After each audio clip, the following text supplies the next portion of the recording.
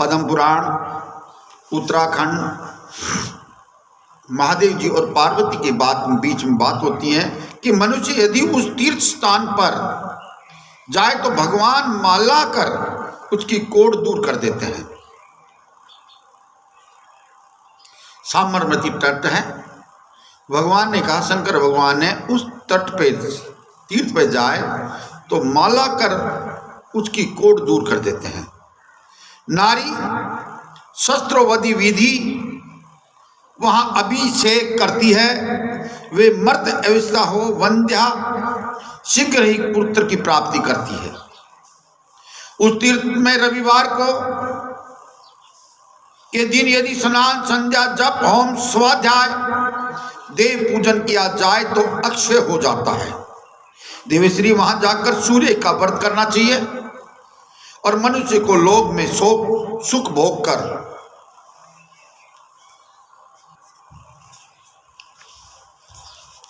इंद्रियों में बस में करके भगवान की माला का पूजन करता है, वह नीचे ही मोक्ष को प्राप्त करता है, भागी होता है।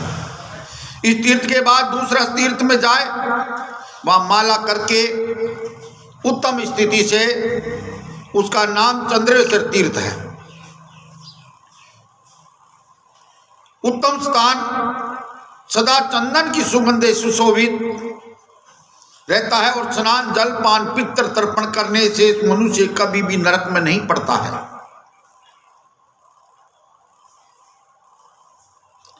रुद्रलोक को प्राप्त होता है। वहां जगत का कल्याण करने वाले विश्व की स्वामी चंदनेश्वर दर्शन करके रुद्रलोक की इच्छा रखने वाला पुरुष यथाशक्ति उनका पूजन करे और उस तीर्थ का कल्याण प्रदान करने में साक्षात परमात्मा विष्णु नित्य निवास करते हैं। वहां धन की साबरमती नदी धन्य है। विश्व में के स्वामी भगवान शिव एवं विष्णु वहां पाप नाशक जम्बू तीर्थ में स्नान करने के लिए जाए तो कलयुग में तीर्थ मनुष्य के लिए सर्वगायत्री सिद्धि है।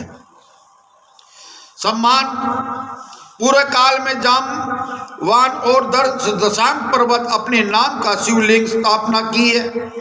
वहां स्नान करके मनुष्य तत्काल श्री रामचंद्र जी के लक्ष्मण का स्मरण करे तो जाम्बेतेश्वर शिव को मस्तक झुकाएं तो रुद्रलोक की प्रतिष्ठ होता है।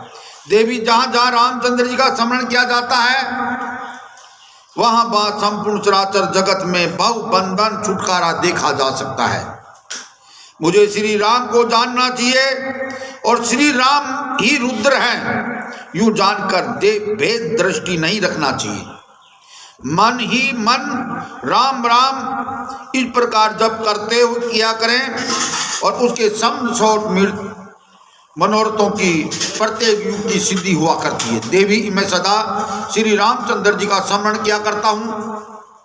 श्री रामचंद्र जी का नाम स्मरण करने से कभी भव बंधन प्राप्ति नहीं होती है। पार्वती ने काशी में रहकर प्रतिदिन भक्ति पूर्वक कमल नयन श्री रघुनाथ जी का निरंतर स्मरण किया करते हैं। जामवान पूर्व काल में परम सुंदर रामचंद्र जी का स्मरण करके जम्बोवती तीर्थ में जाम्बवत नाम से प्रसिद्ध शिवलिंग की स्थापित किया गया था।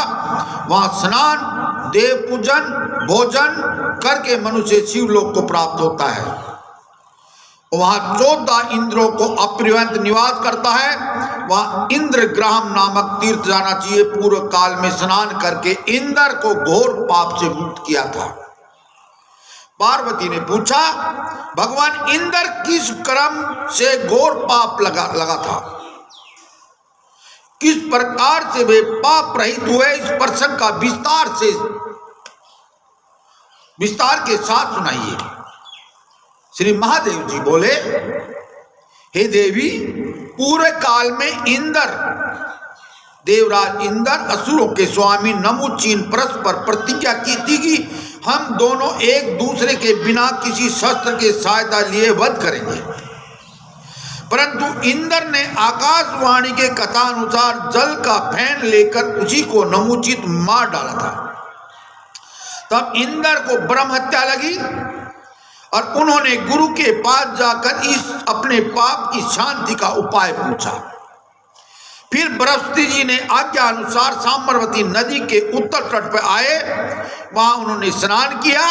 इससे उनका सारा पाप तत्काल दूर हो गया। शरीर में पूर्ण चंद्रमा के समान उज्जवल कांति छा गई थी। तब इंद्र ने धवलेश्वर नामक शिव की स्थापना की। शिवलिंग पर पृथ्वी पर इंद्र के नाम से प्रसिद्ध हुआ। वहां पूर्णिमा, अमावस, संक्रांति और ग्रहण के दिन श्राद्ध करने पर पितरों को 12 वर्ष तक तरपति रहन बनी रहती थी।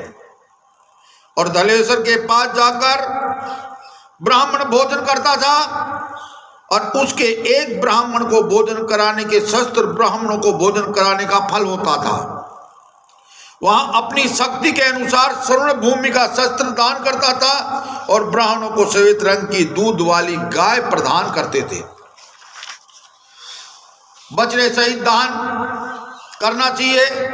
और जो ब्राह्मण यहाँ आकर रुद्र मंत्र का जप आदि करता है उसके शुभ कर्म भगवान शंकर जी के प्रसाद में कोटि गुना फल देने वाला होता है।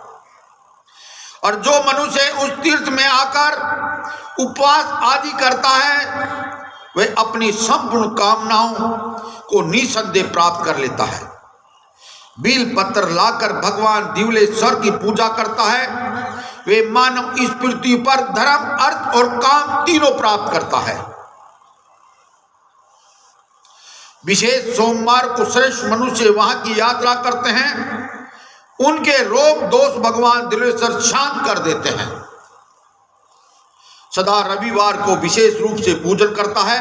उसकी महिमा का तो ज्ञान मुझे कभी नहीं हुआ।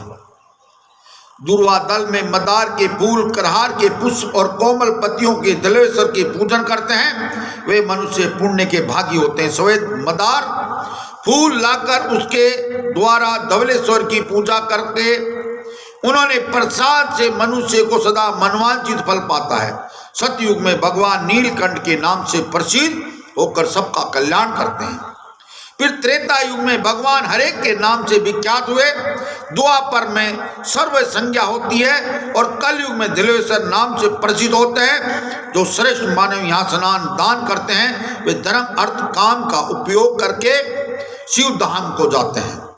चंद्र ग्रहण, सूर्य ग्रहण, पिता की वार्षिक तिथि का श्राद्ध करने से जो फल मिलता है उसे धलेश्वर तीर्थ मनुष्य अन्यायवास प्राप्त कर लेता है। हे देवी, धलेश्वर का काल से प्रसिद्ध होकर सदा ही जो प्राणी मृत्यु प्राप्त होता है जब तक सूर्य चंद्रमा तब तक शिव धाम का निवास करते हैं। बोलो अजमलगढ़ अवतार की जय हो। शिव पुराण का उत्तराखंड चल रहा है। जय भाभी।